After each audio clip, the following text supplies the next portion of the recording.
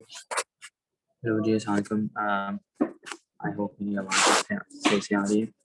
Today we going to learn about evolution of atomic model. तो basically क्या मतलब है इसका, एवोल्यूशन ऑफ एटॉमिक मॉडल। ये इसकी बात ये है कि एटॉमिक मॉडल जो हम अभी 21st सेंचुरी में इस्तेमाल करते हैं, जो 21st सेंचुरी में हम जो एटॉमिक मॉडल हमारे पास है वो बेसिकली कहाँ से आया, ठीक है, ये हमने पढ़ना है इसके अंदर। तो अभी तक जो भी बहुत ग्रीक टाइम्स से जो भी फिलोसफर्स ने अपनी थ्योरी पेश की और अभी मॉडर्न ज़माने के साइंटिस्ट ने जो थ्योरीज पेश की, उसकी वजह से हमारे पास एक एटॉमिक मॉडल अभी है, वो हम उसके रिलेटेड रिसर्च करके पहुँचे, ठीक है। तो इस बारे में पढ़ेंगे। तो फर्स्ट ऑफ ऑल ये है कि केमिस्ट्री क्या है बेसिकली। एवरीडे इसमें हम क्या पढ़ेंगे, एवरीडे केमिस्ट्री पढ़ेंगे, ठीक है। डेली यूजेस में जो केमिस्ट्री इस्तेमाल होती है वो, और early ideas of atomic theory, जो ग्रीक टाइम्स के अंदर जो एटॉमिक थ्योरी लोगों ने पेश की वो, और उसके बाद एवोल्यूशन इसकी किस तरह हुई। एवोल्यूशन का क्या मतलब है कि किसी चीज़ को अपग्रेड होना और कोई नई आइडिया फॉरवर्ड करना बेसिकली, ठीक है। तो ये एवोल्यूशन का मतलब है। और अब ठीक है, ओके, ठीक है। तो अब केमिस्ट्री हर जगह है, हमें ये बात पता है कि केमिस्ट्री इज़ एवरीवेयर। केमिस्ट्री हमारे, फॉर एग्जांपल, एवरीडे में यूजेस होती हैं। हम हर जगह, मतलब हम अगर घर में हमारे सोप प्रोडक्ट्स वगैरह इस्तेमाल कर रहे हैं, हम गाड़ी चला रहे हैं, उसमें भी बैटरी में केमिस्ट्री इस्तेमाल हो रही है। हमारे पेट में स्टमक एसिड्स, हर चीज़ में केमिस्ट्री इन्वॉल्व है, ठीक है। हमारे खानों में, हमारे कुछ पेन हम यूज़ कर रहे हैं उसमें इंक जो है, हर चीज़ के अंदर केमिस्ट्री यूज़ होती है। तो this is chemistry is everywhere.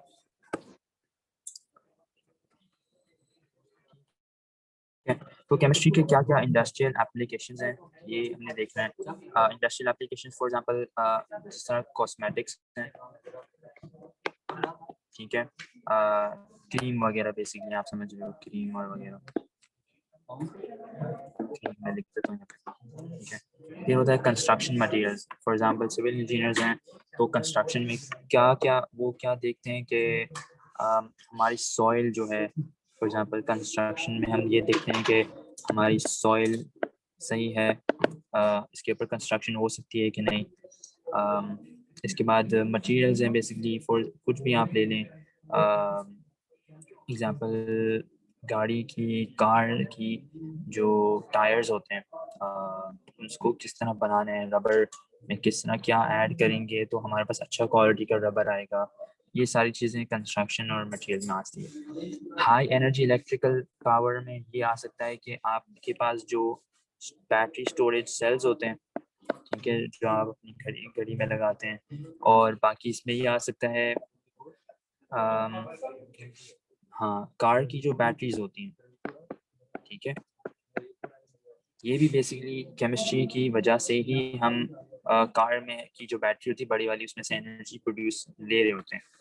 और इसके बाद है हमारे पास थर्मोडाइनमिक एंड एंथैल्पी चेंजेस। अब ये बेसिकली क्या है, ये रिएक्शन, फॉर एग्जांपल एक एक हमारे पास कंपाउंड, वो रिएक्ट करता है कंपाउंड बी के साथ, हमारे पास कंपाउंड सी आता है, ठीक है। ये बेसिकली एक क्लोज कंटेनर के अंदर परफॉर्म हो रहा होता है, ठीक है, रिएक्शंस हो रहा होता है। और ये हम आगे पढ़ेंगे कि एक रिएक्शन हो रहा है यहाँ पे, इस तरफ जा रहा है, साइमल्टेनियसली यूँ भी हो रहा होता है कि रिएक्शन पीछे की तरफ भी आ रहा होता है, समझ रहे हो। तो ये बेसिकली रिएक्शंस हैं। थर्मोडायनामिक किसको कहते हैं, थर्मोडायनामिक, और एंथैल्पी चेंजेस, हीट चेंजेस वगैरह, ठीक है ना। और कैटालिटिक कन्वर्जन रिएक्शंस आपने शायद पढ़ा होगा, हैबर प्रोसेस बेसिकली पढ़ा होगा, सॉरी, हैबर प्रोसेस। तो ये क्या है, ये कैटालिस्ट आपको पता है कि वो बेसिकली आपका रिएक्शन तेज करवाने के लिए होता है, ठीक है, और इसका इंडस्ट्रियल यूज भी होता है। ताकि आपकी जो प्रोडक्ट्स वगैरह आपकी कुछ भी कोई रिएक्शन करवाना हो तो जल्द से जल्द हो इस तरह, ठीक है। आप अगर साथ साथ स्क्रीनशॉट लेते रहें तो आपके पास नोट्स बनते रहेंगे, या तो आप हाथ से लिख लें, ठीक है। तो ये मिटा रहा हूँ। ओके, तो केमिस्ट्री के अंदर एनर्जी जो है वो बेसिकली एक सेंट्रल आइडिया की तरह काम करता है। हर चीज़ में, केमिस्ट्री के अंदर हर चीज़ में एनर्जी इन्वॉल्व होती है। शुरू से बिल्कुल जब बेसिक एटम हमारे पास होता है, एटम जो है उसकी जो अरेंजमेंट्स हैं, एटम की जो अरेंजमेंट्स हैं, उसमें ये एक एटम है, बीच में उसका न्यूक्लियस है, और फिर हमारे पास ऑर्बिट्स हैं जिसमें इलेक्ट्रॉन्स होते हैं। बेसिकली एटम क्या करता है कि लोएस्ट पॉसिबल एनर्जी अरेंजमेंट अपनाता है। अरेंजमेंट का क्या मतलब है? बेसिकली सीटिंग हम कह सकते हैं, कौन सा एटम कौन से लेवल पे है, कौन से एन नंबर पे है, ये कह सकते हैं। तो ये एक चीज़ है। लोएस्ट पॉसिबल एनर्जी क्या मतलब? उसमें बेसिकली एनर्जी, अगर हाई एनर्जी पे एटम्स होते हैं तो वो लेस स्टेबल होते हैं। इसमें स्टेबिलिटी की बात है, ठीक है। और हाँ ठीक है, तो एनर्जी एटम्स जो है बेसिकली लोएस्ट एनर्जी अप्लाई के अरेंजमेंट की तरफ जाते हैं, क्योंकि उससे उसको स्टेबिलिटी मिलती है। ये भी हम आई थिंक पढ़ेंगे आगे जाके। दूसरा, ये एनर्जी की बात हो रही है केमिस्ट्री के अंदर। दूसरा ये कि स्पॉन्टेनियस डायरेक्शन ऑफ रिएक्शन। एक स्पॉन्टेनियस क्या होता है? जो स्पॉन्टेनियस ये होता है कि एक reaction A B plus B C दे रहा है। साइमल्टेनियस ये होता है कि आपके पास सी प्लस डी, और साइमल्टेनियसली ये भी यूँ भी होता है कि सी और डी जो है आपको ए प्लस बी भी दे रहे होते हैं, तो ये एक तरफ रिएक्शन यूँ जा रहा होता है, दूसरी तरफ रिएक्शन यूँ पे आ रहा होता है। इसको स्पॉन्टेनियस रिएक्शंस कहते हैं, जो फौरन, हम ये नहीं कह सकते हैं जो फौरन हो जाए। हमने दो केमिकल्स मिलाए और फौरन ही रिएक्शन हो गया, ये स्पॉन्टेनियस की मीनिंग है। आप नेट पे चाहे तो सर्च कर लीजिएगा, आपको जो भी टर्म्स आपको ना क्लियर हो।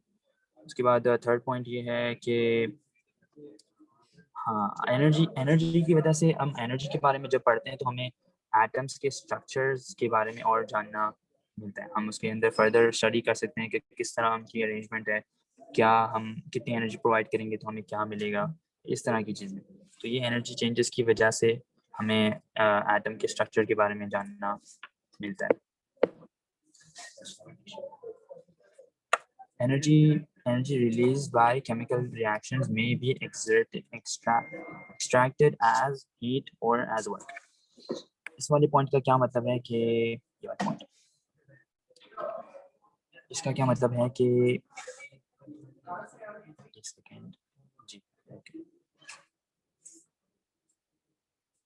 हाँ, तो फॉर एग्जांपल हम एक रिएक्शन करवाते हैं, तो केमिस्ट्री में कोई भी रिएक्शन हो रहा है, कोई दो केमिकल रिएक्शन कर रहे हैं, तो कई बार आपने देखा हो कि हमें हीट मिल रही होती है। फॉर एग्जांपल अगर आप एक माचिस जलाते हैं तो आपको हीट मिल रही होती है। तो ये बेसिकली एक केमिकल रिएक्शन ही हो रहा है जो ऑक्सीजन के साथ बर्न हो रहा है, ऑक्सीजन बर्न हो रहा है और आपके पास हीट प्रोड्यूस हो रही है। तो बेसिकली ये जो आउटकम है ये हीट से मिल रहा है। दूसरा इस तरह का हो सकता है कि आपके पास वर्क हो जाए।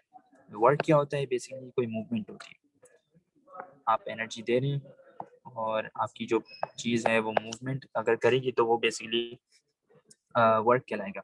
तो इसका कोई एग्जांपल ये है कि मैंने एग्जांपल, एक एटम है मेरे पास, ठीक है।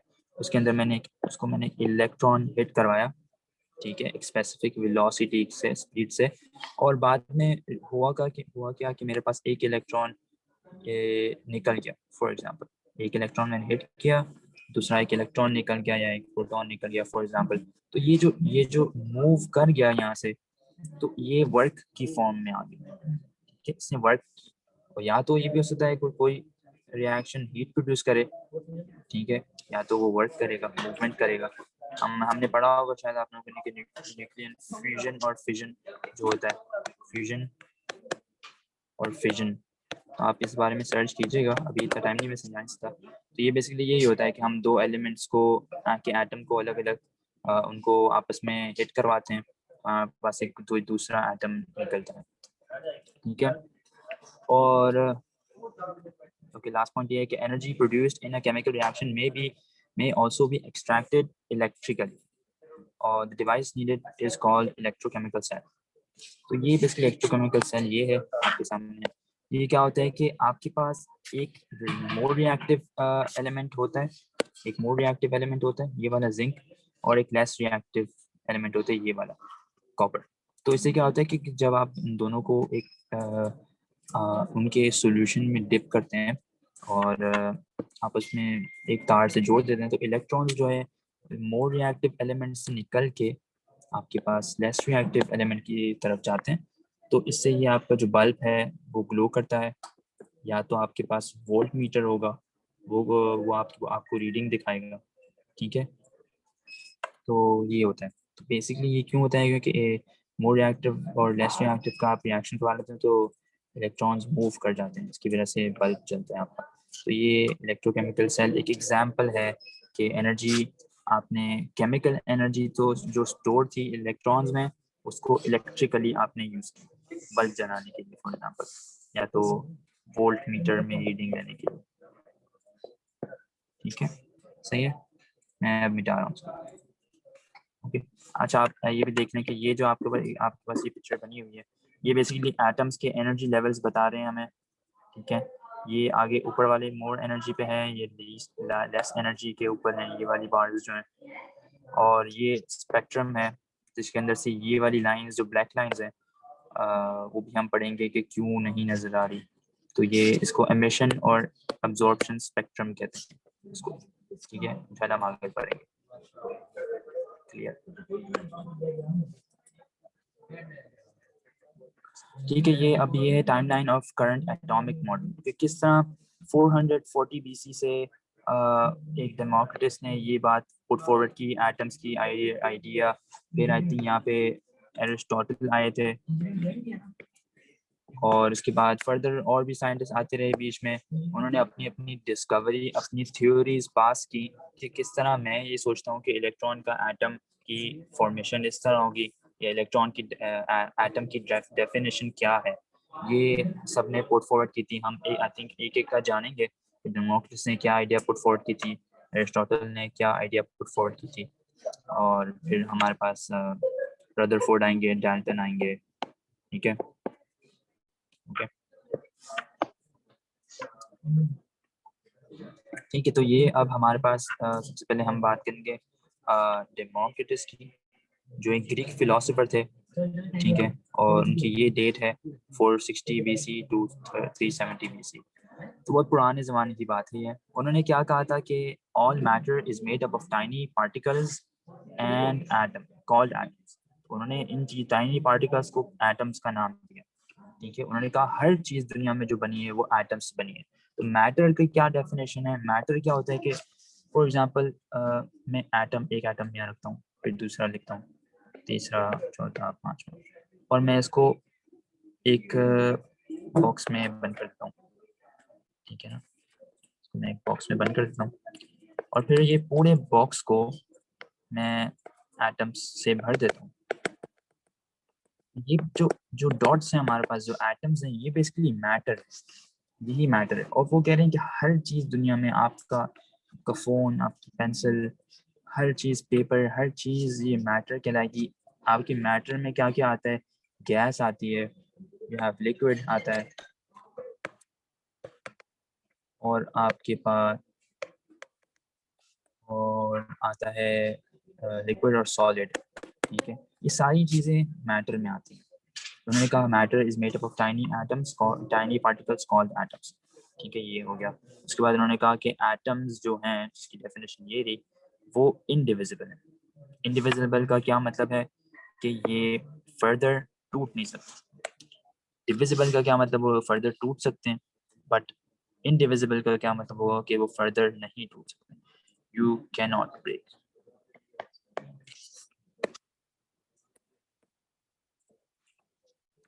cannot break atoms further। ठीक है, और उन्होंने ग्रीक नाम दिया था ए और एटम्स। ठीक है, ये इतना जरूरी है। ओके, उसके बाद आया था उन्होंने दूसरा पॉइंट, तीसरा पॉइंट क्या फॉरवर्ड किया कि एटम्स आर इनडिस्ट्रक्टिबल। इनडिविजिबल ये रहा, और ये है इनडिस्ट्रक्टिबल।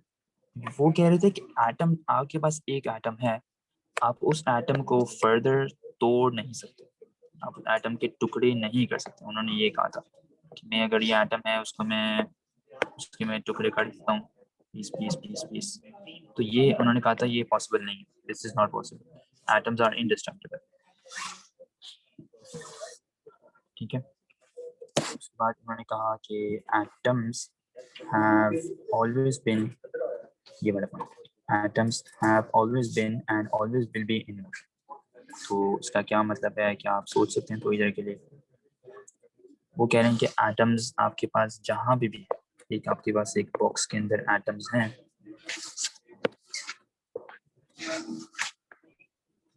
आपके पास एक बॉक्स है, ठीक है, उसके अंदर आपके पास एटम्स हैं,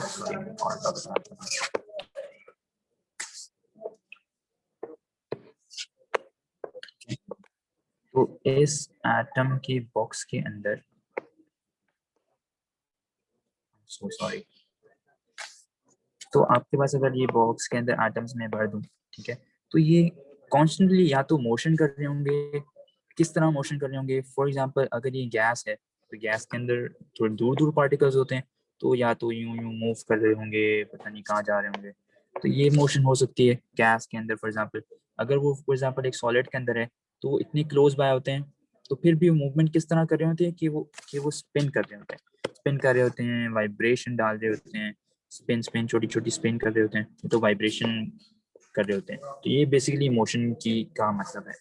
ठीक है, उसके बाद नेक्स्ट पॉइंट है, between atoms there is empty space. इसका क्या मतलब है कि हमारे पास अगर फॉर एग्जांपल दो एटम्स हैं या एक एटम है, बिटवीन बिटवीन एटम्स ना, तो जिस तरह हमारे पास इस मॉडल के अंदर एग्जांपल दो एटम्स आस पास खड़े हैं, बहुत पास हैं, तो उनके दरमियान बेसिकली कोई और चीज़ नहीं है बल्कि एम्प्टी स्पेस है। जो जो चीज़, जो फोर्स बेसिकली उनको आपस में ज्वाइन करके रख रहा है, वो एक कोई चीज नहीं है, कोई कोई कोई धागा या इस तरह नहीं है, वो बेसिकली बस एक फोर्स है। तो एम्प्टी स्पेस है बेसिकली उसके अंदर बीच में, यहाँ पे कुछ नहीं है, एम्प्टी स्पेस है। ठीक है, उसके बाद उन्होंने कहा कि there are infinite number of atoms and kinds of atoms which differ in shape and size। ठीक है, ये कह रही कि ये एटम्स जो है वो इनफाइनाइट, इनफाइनाइट का क्या मतलब है, बिल्कुल आप गिन ही नहीं सकते, वो चलते ही जाएंगे आप, मतलब इनफाइनाइट, कभी खत्म नहीं होंगे।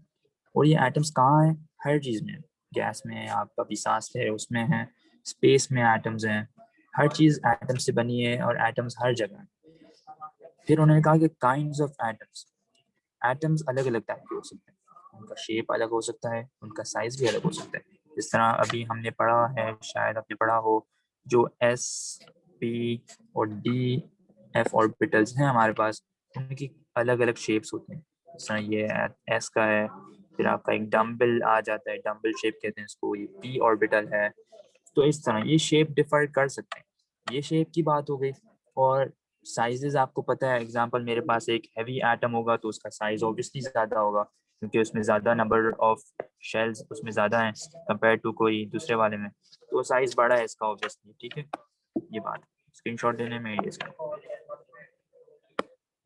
ठीक है जी, ठीक है, उसके बाद क्या आ गया, ठीक है, अब ये दो साइंटिस्ट हमारे पास आए, अब ये kind of I think modern जमाने में ही होंगे, क्योंकि वो जो थे डेमोक्रिटस, वो तो बहुत पहले की बात है। ठीक है, नहीं सॉरी सॉरी, ये एक्चुअली लूसिफस है और डेमोक्रिटस है, जो दोनों पुराने ही जमाने की बात है। उन दोनों की आइडिया सेम सेम थी ऑलमोस्ट। उन्होंने कहा था, उन्होंने क्या कहा कि matter is composed of atoms separated by an empty space through which the atoms move। ठीक है, हाँ, तो उन्होंने कहा कि मैटर बेसिकली एटम्स से बना है। अब मैटर क्या था, या तो वो सॉलिड हो सकता है, लिक्विड हो सकता है, या तो वो गैस हो सकता है। ठीक है, ये आपके पास मैटर है।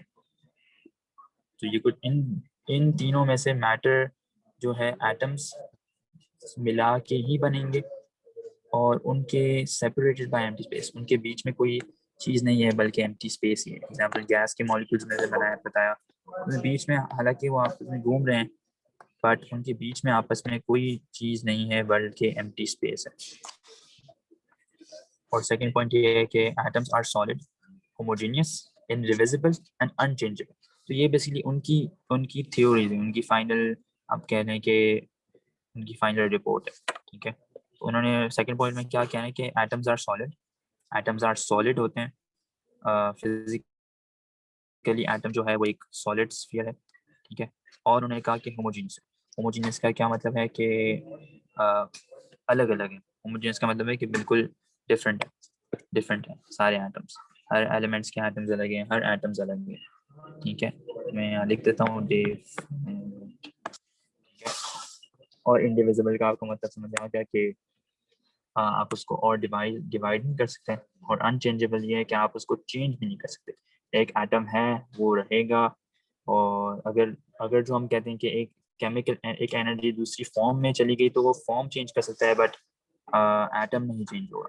ठीक है, थर्ड वाला क्या है कि all apparent changes in matter result from a change in grouping of the atoms. सही है, ठीक है। तो अब जिस मैंने एग्जांपल ये वाला आपको बताया गैस और लिक्विड का, ठीक है, तो यहाँ पे हम अगर ड्रॉ करते हैं, फॉर एग्जांपल मैं यहाँ लिखता हूँ गैस। गैस में क्या होता है, इस तरह मोड बहुत बहुत दूर होते हैं, थोड़ी और दूर दूर से ये गैस के पार्टिकल्स हैं।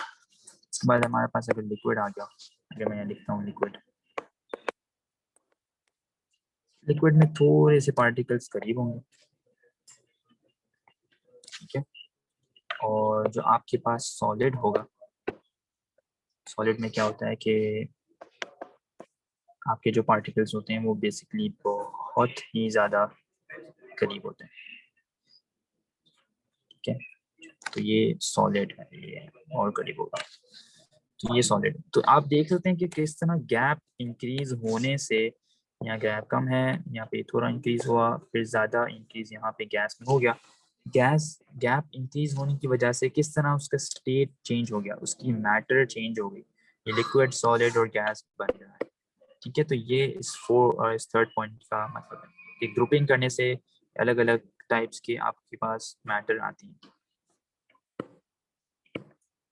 फोर्थ पॉइंट क्या कह रहे हैं, there are different kinds of atoms that differ in size and shape। ठीक है, वो मैंने आपको बताया SPD, PF, जिस तरह वो एक अलग डिफरेंट शेप्स हैं, साइजेस में आपके पास डिफरेंट एलिमेंट्स आ सकते हैं। ठीक है, फिफ्थ पॉइंट क्या है कि properties of matter reflect the properties of atom the matter contain. हाँ, तो काइंड ऑफ सेम ही है दोनों, कि इनकी अगर आपके पास मैटर की स्पेसिंग कम है तो ये अब पता चल जाता है हमें कि ये गैस की बात हो रही है।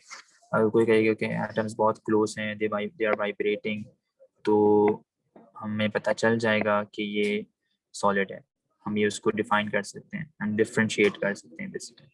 ठीक है, समझ में आ गया, तो स्क्रीनशॉट लेना, 3 2 1।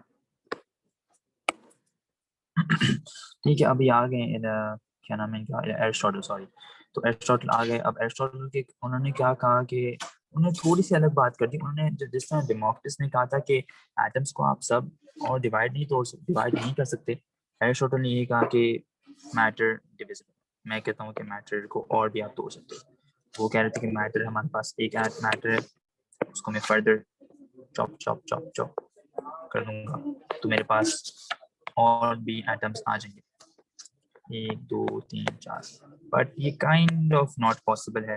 ठीक है, एक एक एटम को आप फर्दर तोड़ नहीं सकते, आप उसके और टुकड़े टुकड़े टुकड़े नहीं कर सकते। ठीक है, ये नॉट पॉसिबल। बट ये बात हो सकती है कि आप एक एटम हमारे पास है, उसमें से हम इलेक्ट्रॉन अलग कर दें, प्रोटॉन अलग कर दें और न्यूट्रॉन अगर अलग कर दें, तो ये एक पॉसिबल बात है, ये हो सकता है, बट ये नहीं हो सकता। ठीक है, तो पर इनकी थ्योरी जो थी वो बहुत सालों तक कंटिन्यू रही, लोगों को लगा ये ठीक बात है, सही कह रहे हैं, बट काइंड ऑफ गलत बात थी। उन्होंने ये कहा कि ये बिलीव द कंटिन्यूम। कंटिन्यूम क्या होता है कि कंटिन्यूस बेसिकली, मतलब आप उनको एटम्स को, एक एटम को फर्दर करते रहें, उनको टुकड़े करते रहें, तो ये उन्होंने कहा था, बट ये नहीं पॉसिबल, ठीक है। कोई उनके पास डिस्क्रीट पॉइंट्स नहीं है, कोई एंड पॉइंट्स नहीं है, बस चलते ही जाना है, ठीक है। तो ये गलत था, ठीक है। आप ये सर्च कर सकते हैं, प्लीज सर्च कीजिएगा और थोड़ी जानिएगा तो आपको पता चलेगा। 3, 2, 1।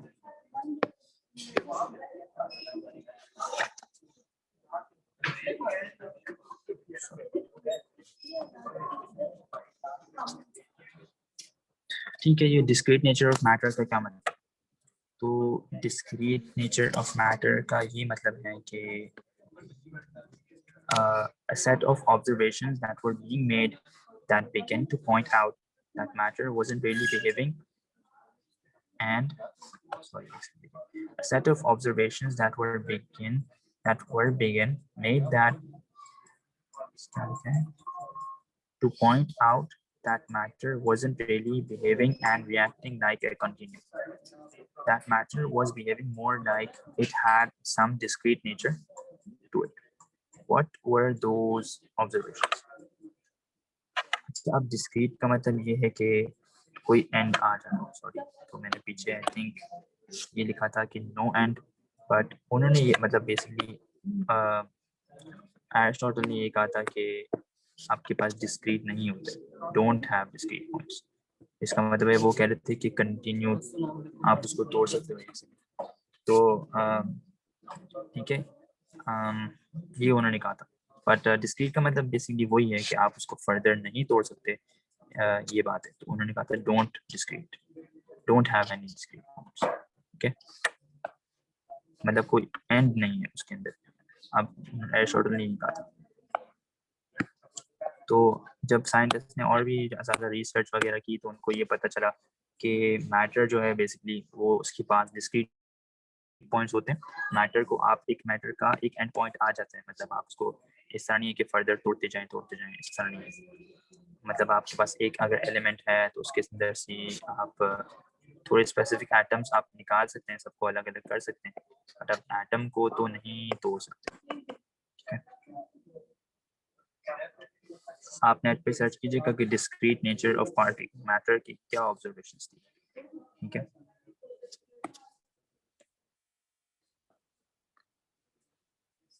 ओके, तो ये हमारे पहले साइंटिस्ट हैं मॉडर्न ज़माने के अंदर, 1626 टू 1691, ठीक है। रॉबर्ट बॉयल ने क्या कहा था कि, ठीक है, रॉबर्ट बॉयल की अब थ्योरी हम रीड करेंगे।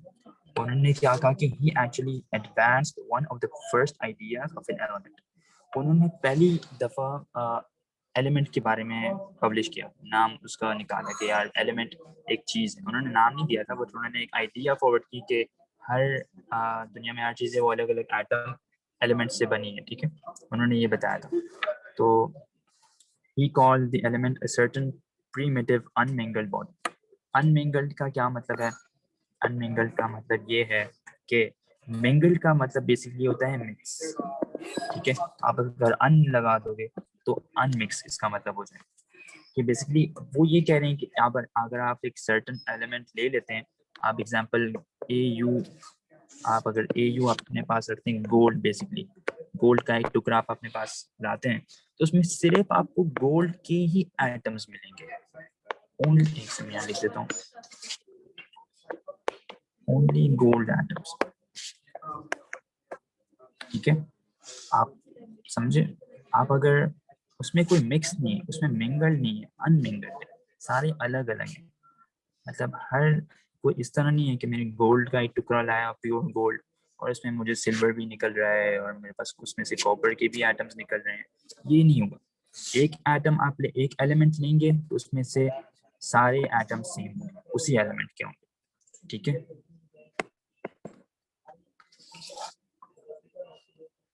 एक सेकंड दीजिएगा, ठीक है। उसके बाद उन्होंने क्या कहा कि somehow you can take these primitive unmingled bodies and put them together to form a compound, a molecule,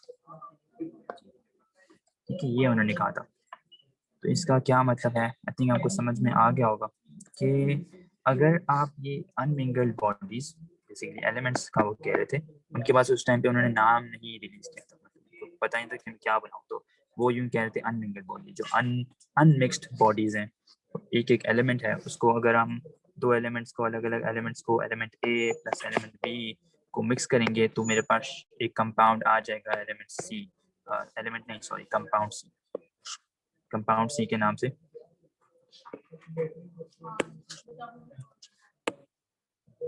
एक कंपाउंड सी के नाम से आपके पास एक कुछ बन जाएगा, ठीक है। बेसिकली वो कंपाउंड उसको कहते हैं, आप एलिमेंट्स को मिक्स करें और उस कंपाउंड आएगा।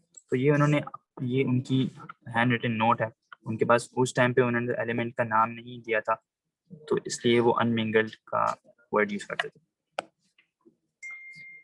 ठीक है, मैं डिलीट कर। उसके बाद हमारे पास एक साइंटिस्ट हैं, उनका नाम था लेवोइजर। उन्होंने क्या बताया, कन्वर्जन ऑफ मास, कि मैसेस को आप कन्वर्ट किस तरह होता है।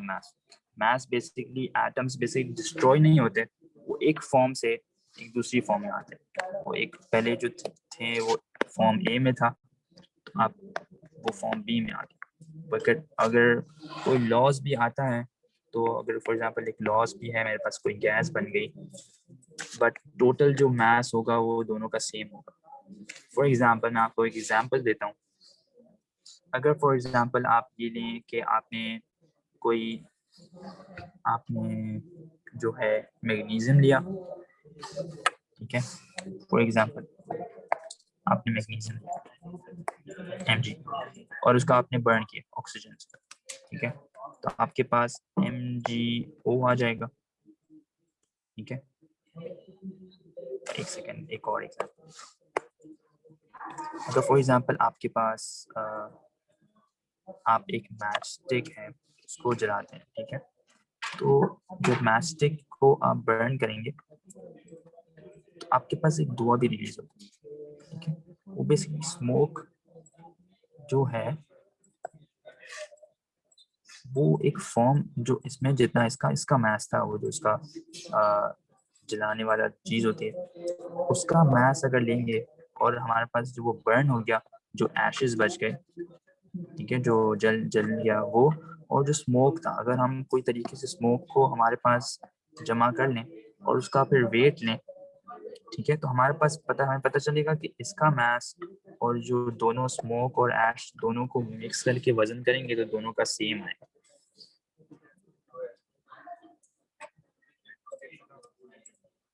एक और एग्जांपल मैं आपको देता हूँ कि फॉर एग्जांपल हमने एक मेटल है हमारे पास, एक मेटल M है मेरे पास, उसको मैं एक एसिड के साथ रिएक्ट करवाता हूँ, तो मेरे पास एक कंपाउंड बनेगा, ठीक है, कोई सॉल्ट बनेगा, और मेरे पास साथ साथ हाइड्रोजन भी आएगा। अगर हम हाइड्रोजन को किसी तरीके से कलेक्ट कर लें, हमारे पास हाइड्रोजन को अगर हम कलेक्ट कर लेंगे तो हमें पता चलेगा कि हाइड्रोजन का मास और सॉल्ट का मास इज इक्वल टू ये दोनों का मास, ठीक है। तो कोई भी तरीके से मास लॉस नहीं होता बल्कि कन्वर्ट हो जाता है, ठीक है। ये उनकी थ्योरी थी, या पढ़ लीजिएगा, समझ में आ जाएगा। क्लियर कर रहा हूँ, 3 2 1, ठीक है। उसके बाद जोसेफ प्राउस्ट की हमारे पास है, उन्होंने क्या कहा था, लॉ ऑफ कांस्टेंट प्रोपोर्शंस। उनकी थ्योरी ये थी कि आप किसी भी एलिमेंट्स को, किसी भी आपके पास कंपाउंड है, कोई भी किस्म का कंपाउंड, आपके पास फॉर एग्जांपल ग्लूकोज है, ग्लूकोज में कार्बन होता है, हाइड्रोजन होता है, ऑक्सीजन होता है, आपके पास कोई ऑर्गेनिक कंपाउंड है, उसके अंदर भी या तो कोई दूसरी मिकदार के अंदर ये होगा आपके पास हाइड्रोजन और कार्बन, बट आप दोनों का जब ब्रेक डाउन करके, दोनों को इंडिविजुअली ब्रेक डाउन करके, जिस तरह कार्बन के 12 इंटू 3 एटम्स, फिर हाइड्रोजन का 1 MR होता है इंटू 6 एटम्स, तो ये इसका भी ले लें आप, तो इस टोटल जब आप करते हैं तो फिर आप जब डिवाइड करते हैं, वो एक तरीका होता है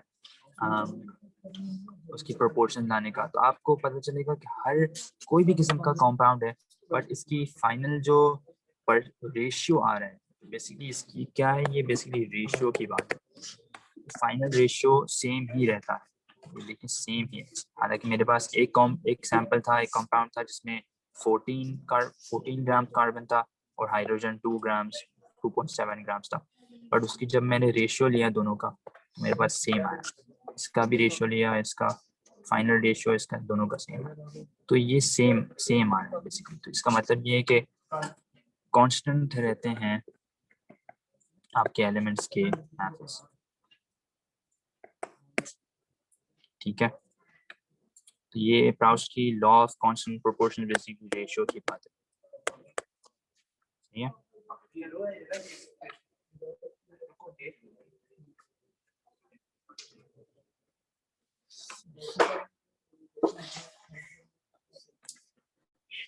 ठीक है जी, ओके। नेक्स्ट आ गया जॉन डाल्टन। तो इनकी थ्योरी बेसिकली बहुत ही कह सकते हैं इम्पोर्टेंट है। जॉन डाल्टन एक इंग्लिश टीचर थे स्कूल के, और उनके पास उन्होंने साइंस भी पढ़ी हुई थी, फिर साइकोलॉजी और मीट्रोलॉजिस्ट थे, जो मीटियोइड जो टूटे हुए तारे वगैरह की स्टडीज करते हैं ये सब। उन्होंने उन्होंने ये कॉन्सेप्ट दिया कि ऑल्दो, ये मैं पढ़ रहा हूँ, although the concept of atom dates back to the ideas of Democritus, the English meteorologist, chemist John Dalton formulated the first modern description of it as the fundamental building block of chemical structures. क्या मतलब है जी इसका? इसका ये मतलब है कि उनकी आइडियाज जो थी बेसिकली डेमोक्रिटस से मिल रही थी, ठीक है। मतलब नहीं, उन्होंने, हालांकि डेमोक्रिटस वगैरह ने अपनी थ्योरीज पेश की थी, ठीक है, सही है, बहुत पहले डेट बैक लॉट, बहुत दिनों पहले। बट इन्होंने भी जब अपनी खुद की रिसर्च की और नई आइडियाज पुट फॉरवर्ड की, उन्होंने क्या कहा कि ये एटम्स वगैरह हैं जो वो बेसिकली बहुत ही फंडामेंटल चीज़ है, बहुत ही बेसिक चीज़ है, और इससे ही सारी बिल्डिंग ब्लॉक्स बनती हैं।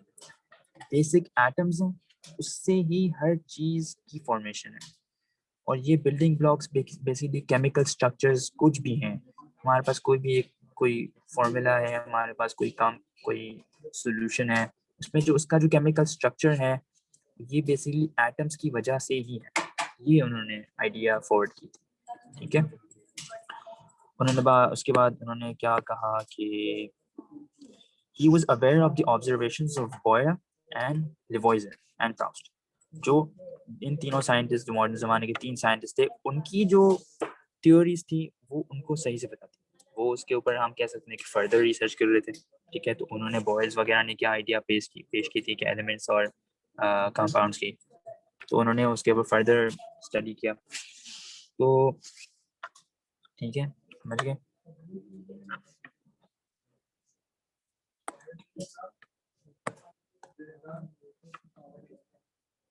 ठीक है, ये आ रहा है, ओके। तो जॉन डाल्टन ने बेसिकली ये लिखा है कि वो इंग्लिश टीचर थे, केमिस्ट थे, फिजिसिस्ट थे और मेट्रोलॉजिस्ट थे, जो मीटियोइड्स और टूटे हुए तारे की स्टडी करते हैं। He was best known for his atomic theory. उन्होंने जो अच्छी सबसे उनकी फेमस रिसर्च थी वो एटॉमिक थ्योरी की थी 1808 के अंदर। उन्होंने क्या कहा कि एटम्स जो हैं are extremely small particles called atoms, ठीक है। तो बेसिकली उन्होंने ये रॉबर्ट बॉयल की हमें याद है उनकी ये वो है थ्योरी के एलिमेंट्स बेसिकली है, हर चीज़ एलिमेंट्स से बनी है, और एलिमेंट्स जो है एटम्स से बने, और एटम्स एक्सट्रीमली स्मॉल पार्टिकल्स, ठीक है, बहुत छोटे पार्टिकल्स। मतलब ये जो आपको हाईलाइटर का डॉट नजर आ रहा है, और ये वाला डॉट अगर नजर आ रहा है, तो इसमें मिलियंस ऑफ एटम्स होंगे, ठीक है। उसके बाद उनका दूसरा पॉइंट ये था कि atoms of a given element are identical in size, mass and other properties, ठीक है, size and mass and other properties. मुझे एक सेकंड दीजिएगा।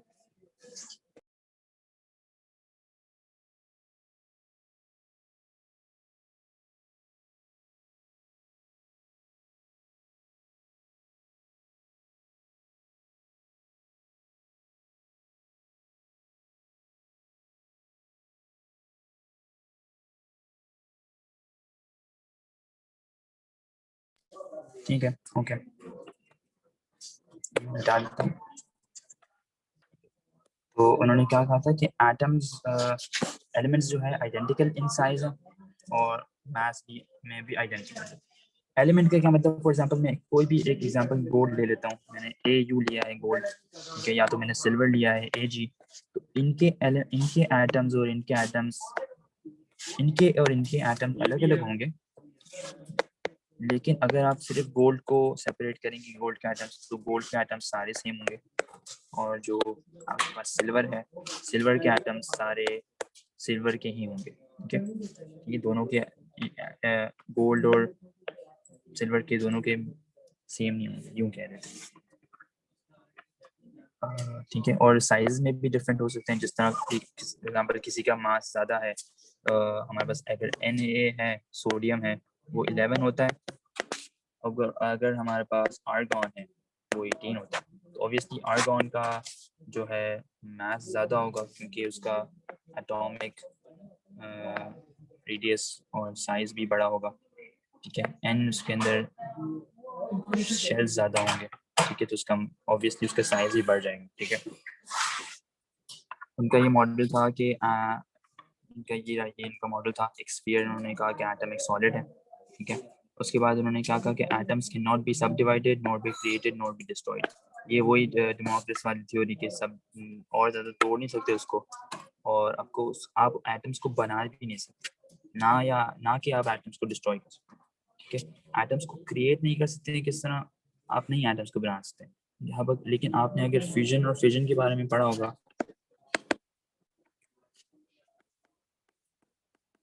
अलग अलग चीज़ें, तो इसको आपको पता होगा कि एग्जांपल दो हम एलिमेंट्स को जब आपस में हिट करवाते हैं, तो आपके पास एक दूसरा एलिमेंट फॉर्म होता है, एक न्यूट्रॉन रिलीज हो जाता है, ये आप सर्च कीजिएगा। तो ये बेसिकली उसमें से एटम निकल जाता है, लेकिन क्रिएट नहीं होता, ठीक है। ये एक चीज़ आपको दिमाग में रखनी है। इसके बाद क्या कहा उन्होंने, atoms of different elements combine in similar whole number ratios to form chemical compounds, ठीक है। अब ये जो पॉइंट था वो ये कह रहे थे कि होल नंबर्स में ही रिएक्शंस होते हैं। तो ये एग्जांपल मैं आपको यहाँ पे दिखाता हूँ।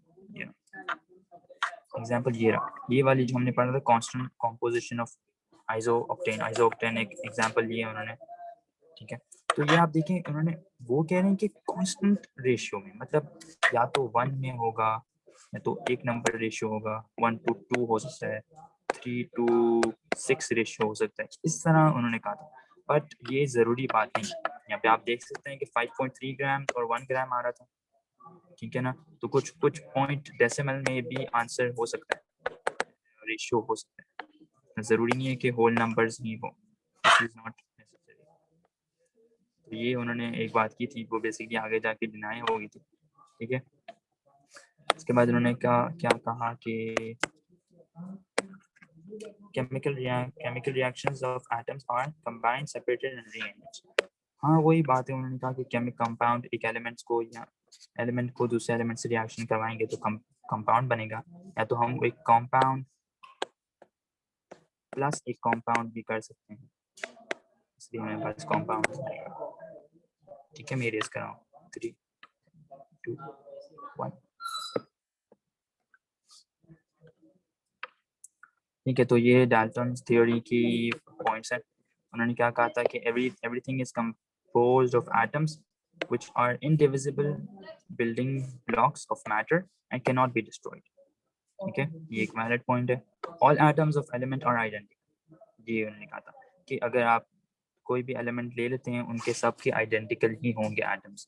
जिस तरह आपको गोल्ड और सिल्वर की एग्जांपल दी, तो आप पीछे जाके देख सकते हैं, वीडियो को रिवर्स करें और देख लें, ठीक है। अच्छा, इसके बाद क्या था, atoms of different elements vary in size and masses। Same चीज़ है, वही उन कंपाइल कर रहे हैं, फाइनल पॉइंट्स दे रहे हैं वो। Compounds are produced through different whole number ratios. ये बात एक उन्होंने फॉरवर्ड की थी, लेकिन ये आगे जाके बिल्कुल ही सही बात नहीं निकली, ठीक है। एटम्स हो सकते हैं ना whole number ratios, whole number ratio में ज़रूरी नहीं है, होल नंबर में भी हो सकते हैं, बट डेसिमल पॉइंट्स में भी उनका रेशियो हो सकता है किसी भी कंपाउंड में, समझ रहे हो। जिसमें आपको प्राउस्ट की इक्वेशन बताई, प्राउस्ट का रिसर्च बताई, ठीक है। इसके बाद कह रहे हैं कि chemical reaction result in the rearrangement of atoms in the reactant and product compounds. तो आप अगर किसी भी एटम्स को केमिकल रिएक्शन करवाएं, एलिमेंट्स को आपस में रिएक्ट करवाएं या कंपाउंड्स को आपस में रिएक्ट करवाएं, तो आपके पास कोई डिफरेंट प्रोडक्ट या कंपाउंड्स मिल सकता है, ठीक है, समझ गए? ओके, हाँ, और यहाँ पे एक फाइनल पॉइंट लिखा हुआ है, उसमें ये कह रहे हैं कि उनकी जो भी थ्योरीज थी वो इमीडिएटली डायरेक्टली फौरन ही नहीं, फौरन उनकी थ्योरीज को एक्सेप्ट नहीं किया गया था। मतलब और भी साइंटिस्ट ने रिसर्च की होगी, उन्होंने सोचा होगा, फिर जाके उनकी जो डाल्टन एटॉमिक थ्योरी है वो पास की गई, ठीक है। तो थोड़ा टाइम लिया। हाँ ओके, तो ये रहा, तो ड्रॉबैक्स ऑफ डाल्टन्स थ्योरी के ड्रॉबैक्स का क्या मतलब है कि क्या क्या चीज़ें बेसिकली गलत हम कह सकते हैं या फिर नहीं एक्सेप्ट की, नॉन एक्सेप्टेड।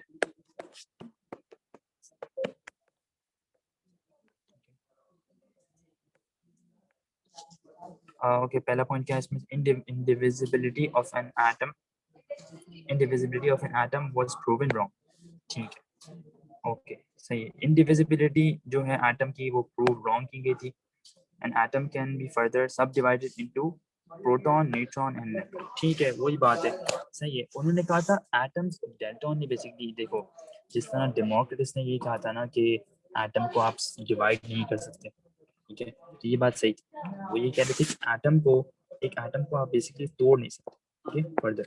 बट मैंने आपको ये भी कहा था, आप देखें पीछे जाके, बट एटम को हम इस तरह हम इसको एटम को इस तरह सब डिवाइड कर सकते हैं कि उसमें इतने इलेक्ट्रॉन्स हैं, इतने प्रोटॉन्स हैं या इतने न्यूट्रॉन्स हैं, इतने न्यूट्रॉन्स हैं। ये चीज़ मैं आपको कहा था, ये एटम्स को हम डिवाइड कर सकते हैं। तो ये चीज़ वही है, आप ये कह रहे हैं नंबर 1 पॉइंट में कि एटम को उन्होंने डाल्टन ने क्या कहा कि एटम को, भाई एटम एक सॉलिड बॉल ही है बस, उसके अंदर ना इलेक्ट्रॉन है, ना प्रोटॉन है, ना न्यूट्रॉन है, डाल्टन ने ये कहा था। तो ये चीज़ प्रूव्ड रॉन्ग हो गई थी।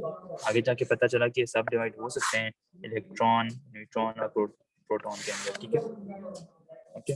सेकंड पॉइंट पे जाऊँ, सेकंड पॉइंट में ये कह रहे हैं कि according to Dalton the atom of the same element are similar in all aspects.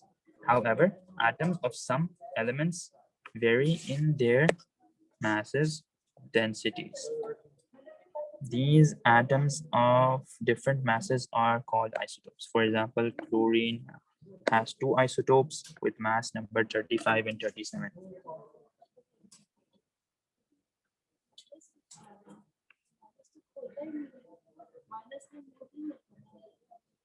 ठीक है, सही है।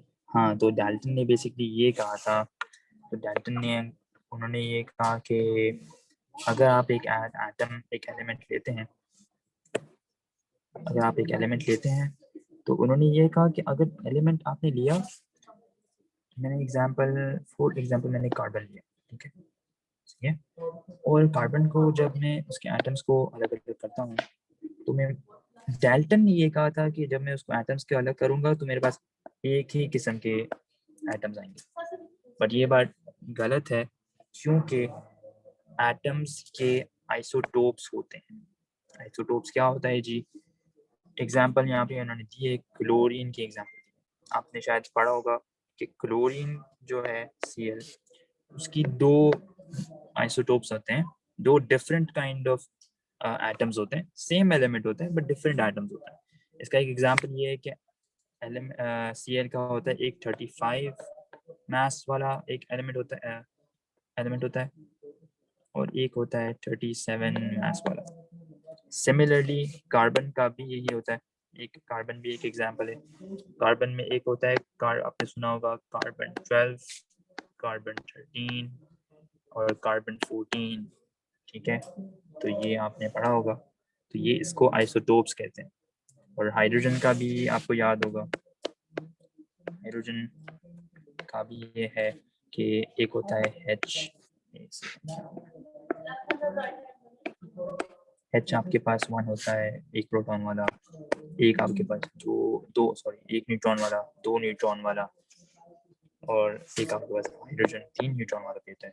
ड्यूट्रियम ट्रीट्रियम और जिस तरह इसके नाम है, ग्रीक नाम है, आप सर्च कीजिएगा आइसोटोप्स, आपको और भी ज़्यादा क्लियर हो जाएगा। ठीक है, मैं आपको इनकरेज करता हूँ कि आप सर्च करें और आपकी नॉलेज में इजाफा करें, कि आप जब तक सर्च नहीं करेंगे आपको खुद भी और भी जानना मिलेगा।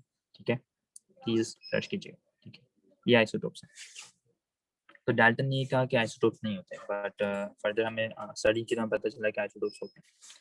थर्ड वाला पॉइंट ये है डाल्टन का कि different atoms of different elements combine in same number ratios। वही मैं आपको कह रहा था, जिस तरह ये रहा एग्जांपल दिया, शुगर जो ग्लूकोज शुगर है उसका ये रहा एच, उसमें कार्बन 12 कार्बन होता है, 22 हाइड्रोजन होते हैं और 11 ऑक्सीजन होते हैं। तो फिक्स नंबर तो नहीं है ना ये कोई, उसको रेशियोज को हम जब डिवाइड करेंगे प्राउस्ट की तरह, प्राउस्ट इक्वेशन, प्राउस्ट लॉ की तरह, पता चलेगा हमें कि फिक्स नंबर रेशियोज में कोई ये नहीं बन रहा कंपाउंड। कोई भी हो सकता है, कोई फिक्स नंबर में भी हो और कोई डेसिमल में भी हो सकता है। ठीक है जी, तो एक्चुअली यहाँ तक रोकते हैं, एक्चुअली 50 मिनट्स प्लस हो गए, तो एक वाली ये वीडियो अलग रखें। मैं इंशाल्लाह थॉमस एडिसन नहीं सॉरी जे थॉमसन जो है उनकी फिर बाद में वीडियो बना लूँगा। तो आप देख लें एक बार हम क्या क्या पढ़ेंगे। हम जे थॉमसन के बारे में पढ़ेंगे, उन्होंने इलेक्ट्रॉन वगैरह डिस्कवर किया था और उनकी जो कैथोड रे ट्यूब था वो उसकी उनकी डिस्कवरी थी। तो ये आप नेट पे सर्च करके आएगा तो आपको वीडियो में ज़्यादा समझ आएगा। तो ये उनकी कैथोड रे ट्यूब है, उन्होंने डिस्कवर इलेक्ट्रॉन किया था। तो ये हम पढ़ेंगे इंशाल्लाह कल। फिर आपके पास विलियम रॉन्टन है, रॉन्टेजन, उन्होंने एक्सरे डिस्कवर की थी। फिर हेनरी बिकॉयल है, उन्होंने भी रेडियो एक्टिव सैंपल के ऊपर काम किया था। फिर आई थिंक मैरी क्यूरी, हाँ ठीक है, ये सब हम पढ़ेंगे। रदरफोर्ड है, और रदरफोर्ड का गोल्ड वाला एक्सपेरिमेंट वो भी बहुत ज़रूरी है। तो ये हम चीज़ें पढ़ेंगे सारी। ठीक है, हो सके तो आप देख के आए। ठीक है, चलिए, okay, thank you so much.